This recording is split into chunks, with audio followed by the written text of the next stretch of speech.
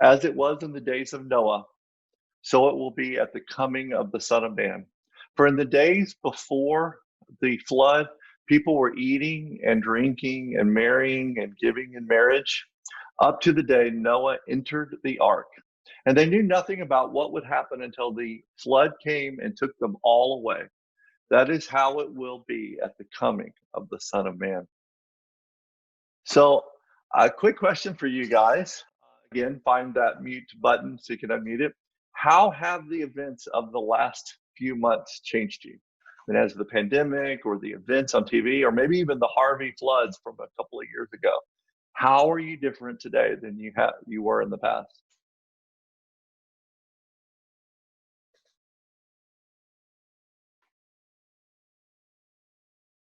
Anybody? I think that, it's hard to develop patience because it always takes hard things to happen. But I really think that, I'm becoming more patient than I was. More, okay, more patient. Okay. That's a really good point. Yeah, I hadn't thought about that, but you're right. It's kind of forcing us to be more patient. What else? Anybody else been changed through this? It's hard for me to imagine you haven't. It has tested my patience. It's tested your patience. Okay. What do you mean by that, Don? I mean, there's things that's happened that I didn't know how to cope with. And I'm not a very patient person. Okay. So, in a way, perhaps maybe God is using this, just like Lynn said, to teach you patience. Anybody else? Has this caused anybody to lose trust in our government or science, or has this caused anyone to second guess things? I never have trusted our government. So Don, you're like, I never trusted the government anyway, so it doesn't, yeah. What about you guys? Anybody else? Has this caused you to lose trust, lose faith in anything that we perhaps took for granted in the past? Well, I don't know about losing trust in the government because I don't know how much I trust them in the beginning. Okay. But in the past few months, it has caused me to have more faith and trust in my relationship with God and knowing that He can handle and He can get us through this. Yeah. It's caused some people. Yeah, I think that's a really good point, Tony. That perhaps for some of us, it's caused us to trust God more. Yeah. I mentioned this last week. Hold on one second. I'm going to mute you. If you guys will push that mute button again, we've got that little bit of background noise. I think I mentioned this last week, and I've been thinking about it a lot this last week. Recent events have really kind of exposed some idols in my life. The first commandment is you'll have no other gods before me, and then you shall have no graven.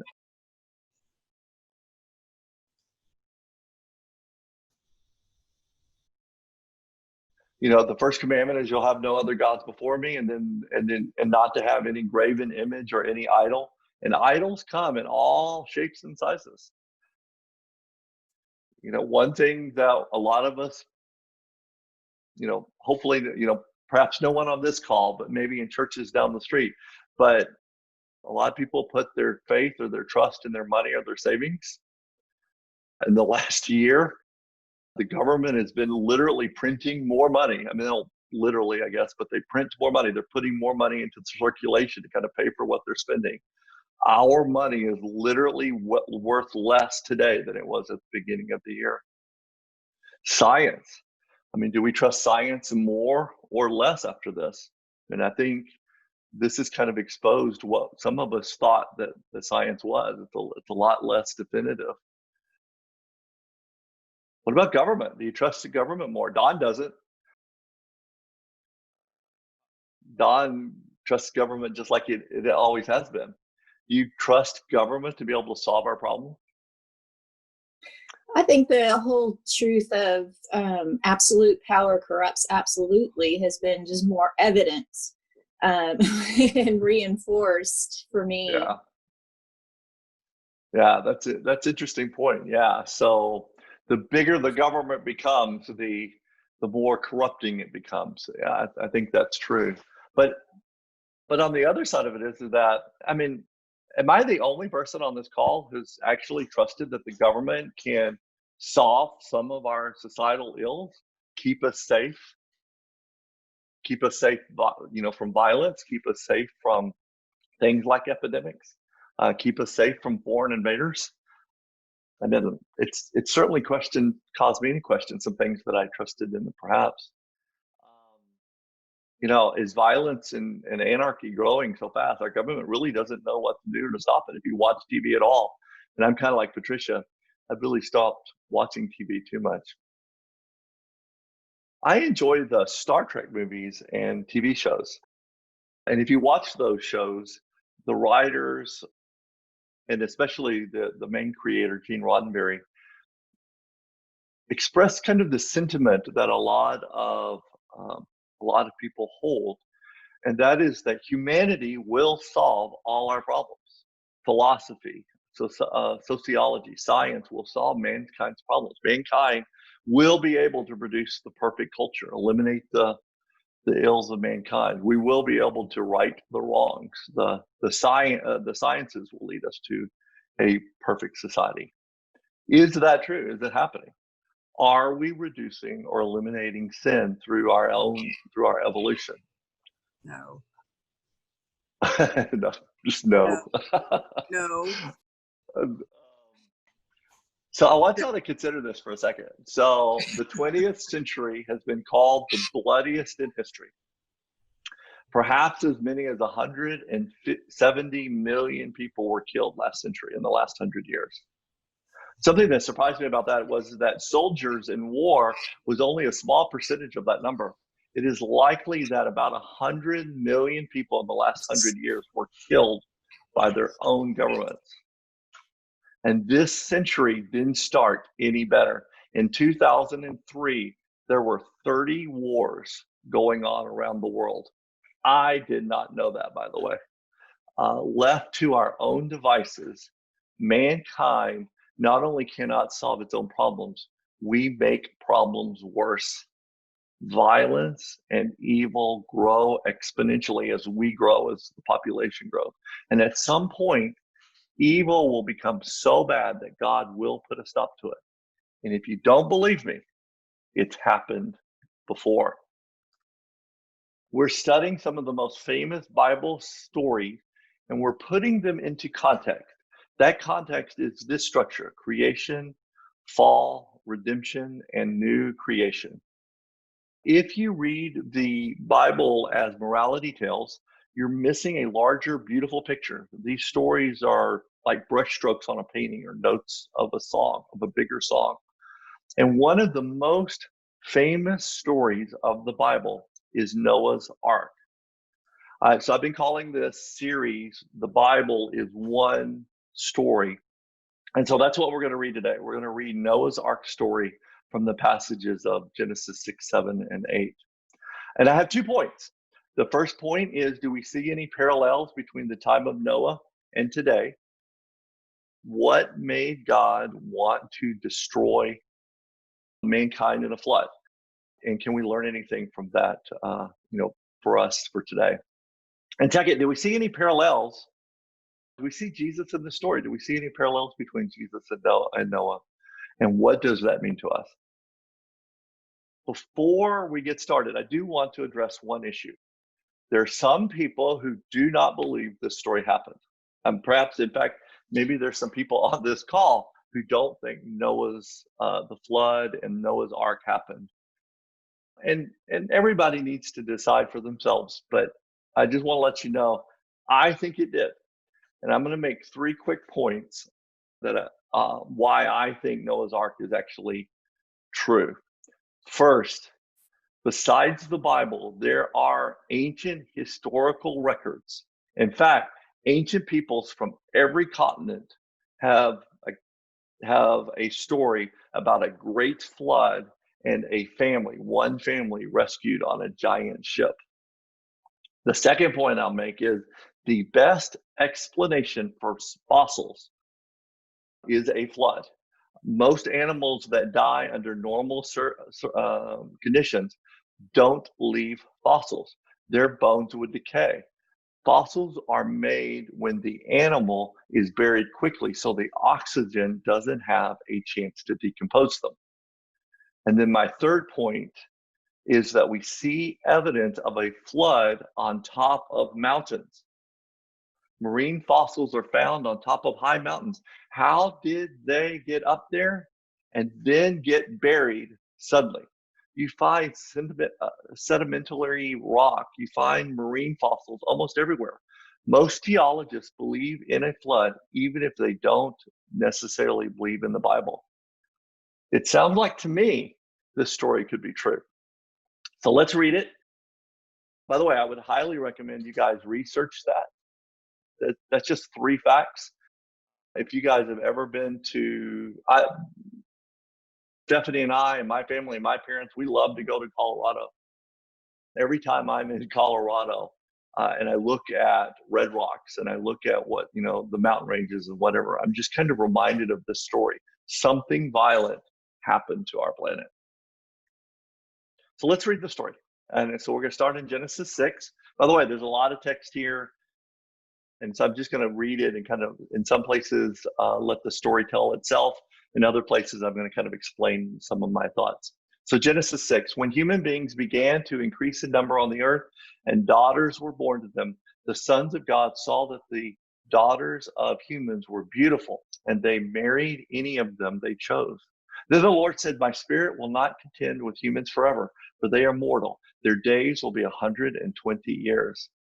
The Nephilim were on the earth in those days, and also afterward, when the sons of God went to the daughters of humans and had children by them. They were the heroes of old, men of renown. Now, I don't want to get too much into the weeds here. The Nephilim's literal translation is fallen ones. There are some that argue that these are fallen angels, and that these fallen angels are somehow having kids with humans. Again, I would encourage you to read it and study it for yourself. That's not what I think is going on, and I found a couple of commentaries that agree. I think that these are just simply powerful men, that these are powerful, perhaps wealthy men that kind of ruled, and they're doing what they wanted. They're taking what they wanted. They are taking women not in loving marriages that God designed in Genesis, when he says a man will leave his mother and father and be united with his wife and become one flesh. There's a marriage is getting turned upside down. It's getting perverted. There's sexual sin here. Mankind is breaking the social structure that God has designed. And what we're about to learn are people are getting hurt. Does this sound like today? I mean, are we seeing that breakdown of God's plan for marriage and sex? And are people getting hurt? Verse 5, the Lord saw how the wickedness of the human race had become on the earth, and that every inclination of the thoughts of the human heart was only evil all the time. The Lord regretted that he had made human beings on the earth, and his heart was deeply troubled. So the Lord said, I will wipe away the face of from the face of the earth, the human race I have created, and with them the animals, the birds, and the creatures that move along the ground, for I regret that I've made them. But Noah found favor in the eyes of the Lord. Now, a couple of quick points. First, verse 6 suggests that God was surprised that man became this evil. I think the King James gets this a little bit better. It uses the words repented or grieved over man's sin. Have you ever had a family member, someone you loved, that just kept doing what was wrong? You ache, you hurt for them, you grieve for them. Man was making God grieve. He wasn't surprised, but sin hurts him nonetheless. John Calvin said, God was so offended by the atrocious wickedness of men as if they had wounded his heart with mortal grief. I think the more important point here is verse 5. Every inclination of the thoughts of human heart were only evil all the time. Now, I don't think that this is God making some Calvinist total depravity argument. I think this is implying that people are doing, their acts are evil. They're doing evil. They're not even trying to be good. They're not even trying to do what's right, but for the wrong reason. They're just doing wrong all the time. Verse 9, this is the account of Noah and his family. Noah was a righteous man, blameless among the people of his time, and he walked faithfully with God. Noah had 3 sons, Shem, Ham, and Japheth. Now the earth was corrupt in God's sight and full of violence. God saw how corrupt the earth had become, for all the people on earth had corrupted their ways. So God said to Noah, I am going to put an end to all people, for the earth is filled with violence because of them. I am surely going to destroy both them and the earth. Now, earlier, I just said that during the time of Noah, there's certainly perhaps a suggestion of sexual perversion, but there's certainly a breakdown of the marriage. This passage is telling us explicitly something about the time of Noah. It's full of violence. In fact, if you had flipped over a couple of chapters, there's a story about this man called Lamech, and who is talking to his wives, and he's kind of bragging about bragging about how he killed a man. It said, I have killed a man for wounding me, a young man for injuring me. If Cain is avenged 7 times, then Lamech, so then I am avenged 77 times. This guy is killing because someone wounded me. He's killing a young man for injuring him. I kind of see this guy pounding his chest saying that he'll be avenged 77 times. This guy is kind of bragging. Sin has perverted that culture. I'll take what I want. I'll kill or commit violence indiscriminately. There is little regard for human life. Again, are we seeing this today? There are many people today that believe for the first time our government cannot protect us from ourselves. Our leaders are paralyzed. Violence is justified. Violence is dramatically disproportionate. You don't believe me? Watch the news.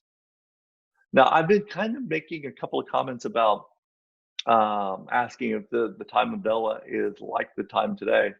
And I did a lot of research on this. And I'm just going to kind of to make a couple of quick points that really I think is kind of pertinent for what we're literally dealing with right now.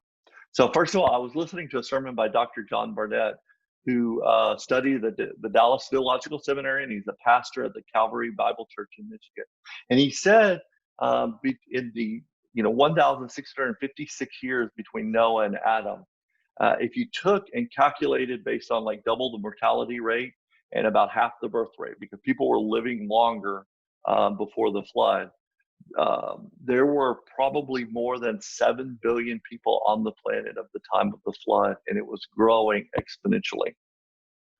Today, we're about 7.8 billion, and our population, the planet's population, is growing exponentially.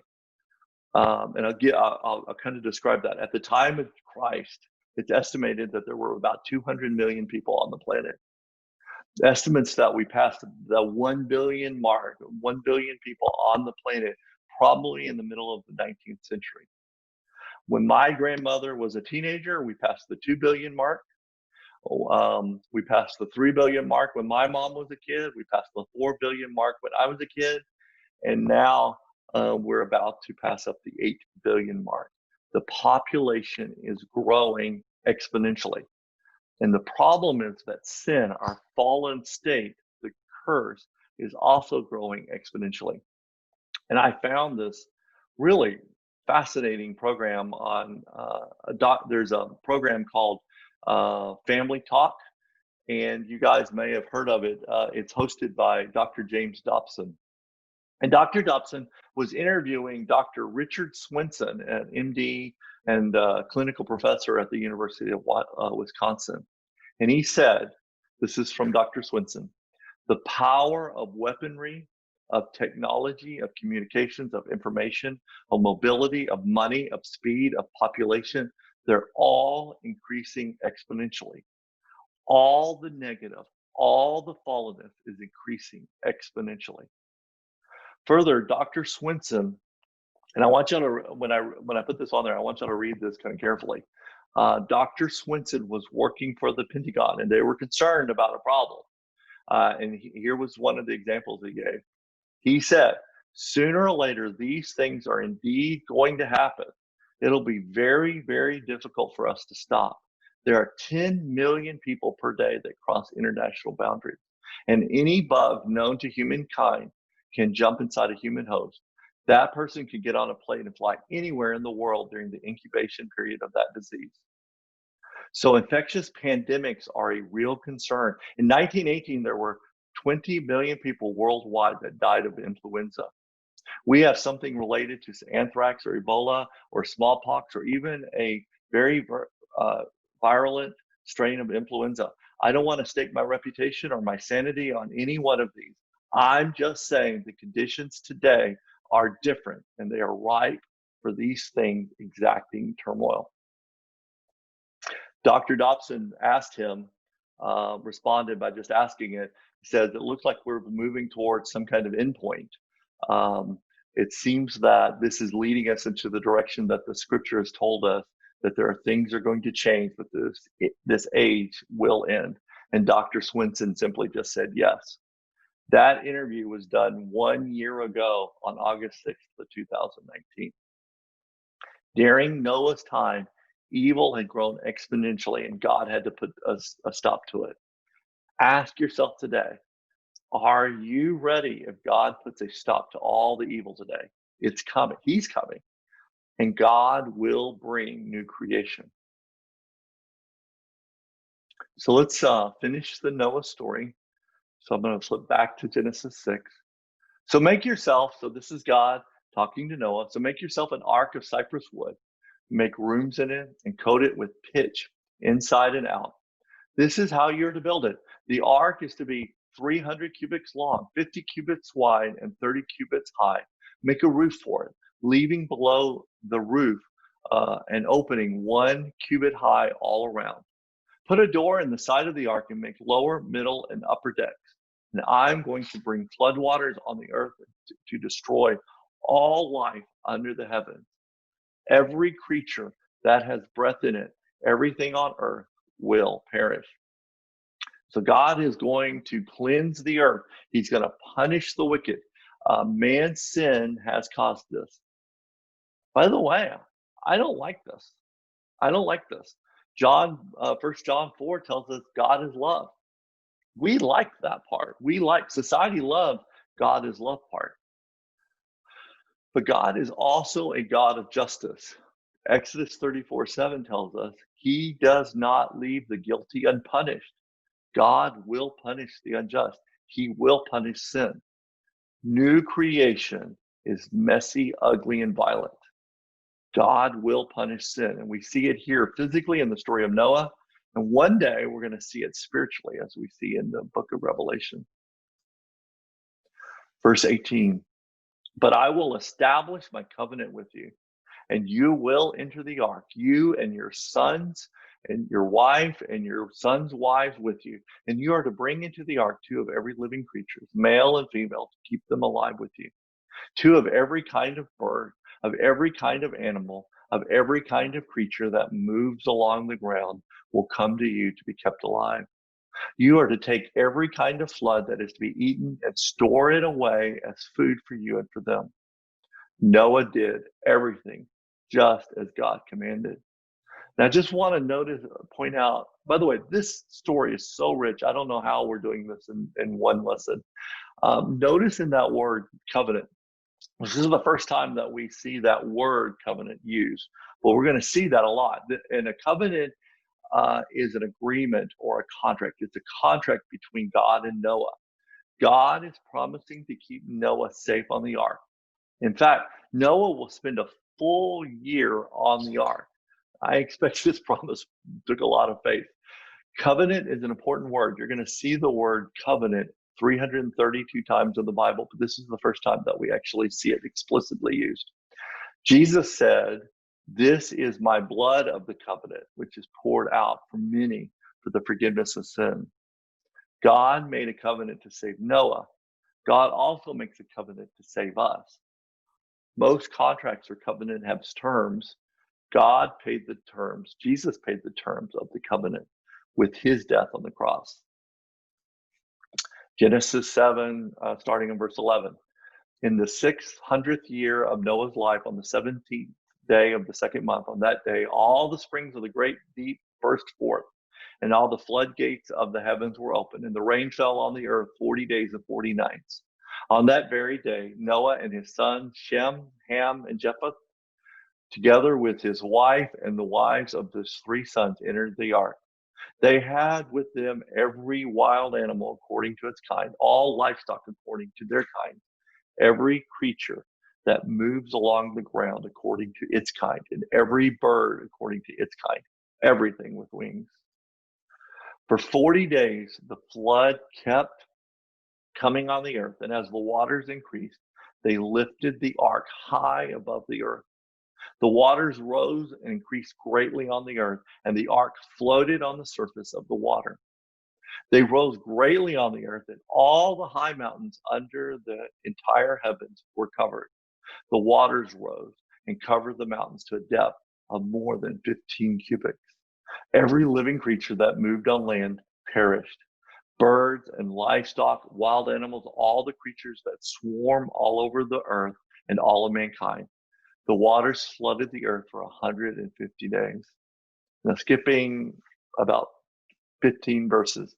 By the 27th day of the second month of the earth was completely dry. Then God said to Noah, "Come out of the ark, you and your wife and your sons and your wives.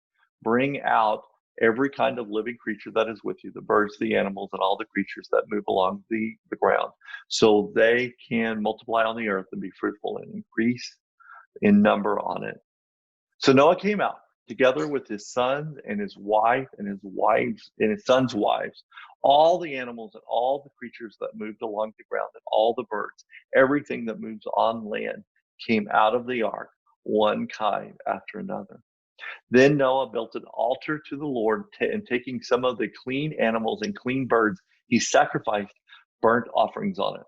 The Lord smelled the pleasing aroma and said in his heart, "Never again will I curse the ground because of humans, even though every inclination of the human heart is evil from childhood. And never again will I destroy all living creatures as I have done." So God is making a promise here not to kill everyone on the earth like he did here. There will always be a remnant that will stay on this planet. Life will not be snuffed out. And further in the next chapter, in verse 11, God says he will not destroy the earth by fire. He said, "I establish my covenant with you. Never again will all life be destroyed by waters of a flood. Never again will there be a flood to destroy the earth." God promises not to destroy the world by flood, but there is a coming judgment. 2 Peter, that's supposed to be 2 Peter 3. "Above all, you must understand that in the last days, scoffers will come, scoffing and following their own evil desires. They will say, 'Where is this coming he promised? Ever since our ancestors died, everything goes on as it has since the beginning of creation.' But they deliberately forget that long ago, by God's word, the heavens came into being, and the earth was formed out of water and by water. By these waters also the world of that time was deluged and destroyed." So Peter's talking about the story of Noah that we've been discussing. Verse 7, "By the same word, the present heavens and earth are reserved for fire, being kept for the day of judgment and destruction of the ungodly." Verse 8, "But do not forget this one thing, dear friends. With the Lord, a day is like 1,000 years, and 1,000 years like a day. The Lord is not slow in keeping his promise, as some understand slowness. Instead, he is patient with you, not wanting anyone to perish, but everyone to come to repentance. But the day of the Lord will come like a thief. The heavens will disappear with a roar. The elements will be destroyed by fire, and the earth and everything done in it will be laid bare." God promised not to destroy by water, but again, The world is becoming evil like the time of Noah. And one day this world will become so evil, so perverse, so violent. God will judge like the time of Noah. But God's not going to destroy mankind completely like he did with Noah. Who will be left? Who will that be? Notice in verse 9, he says God is slow to keep his promise because God does not want anyone to perish. That's us. That's our families. That's our neighbors. God doesn't want anyone to perish. But one day this world will, like the time of Noah, full of violence. The hearts of men will only do what's wrong and evil. And God will bring final judgment. God gave Noah an ark. What will our ark be? What will save us from this coming judgment? God gave us the ultimate ark, Jesus Christ. Now, I don't know if this ark is going to save us all from physical judgment found in Revelation. I think it does. I think God will remove Christians from this planet to escape his wrath, but I don't know that for sure. I do know that if you trust Jesus Christ, you will not perish spiritually from this coming judgment. One day, every person will stand before God and give an account for the sins we committed in our lives. But if we placed our faith in Jesus Christ, when it's our turn to stand in judgment, Jesus takes our place, and his righteousness is made our righteousness, and we are found blameless, like Noah.